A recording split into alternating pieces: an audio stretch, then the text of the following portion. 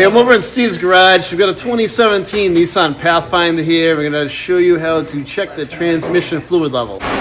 So we're going to check the transmission fluid level in this Pathfinder, and unfortunately they don't make it easy for you. There's not a dipstick on it, there's a bolt.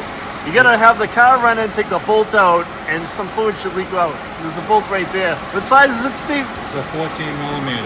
14 I'm mil. going to pull it out, and it should be dribbling out. It shouldn't be pissing out. Alright, so we're up to level on it. It's dribbling out. So I want to put some in the back of my hand. Yep. I'm going to put the plug back in. We're going to take a sniff and see if it smells burnt. Let me tighten it back up. Tighten it back up. Clean. Did it pass the sniff test? Color on it. You know, it's got some brown in it. Yep.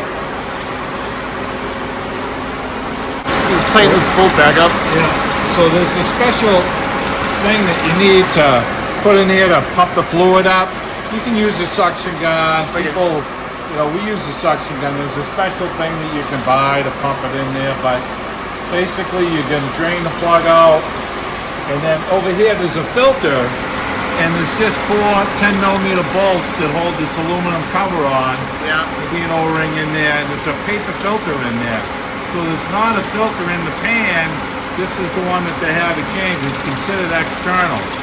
So it's basically a drain the fluid from the pan, replace your filter, and then pump the fluid in here until it starts coming out. Then start the car, let it warm up a little bit, and you'll pump the rest of the fluid just until it starts dripping out.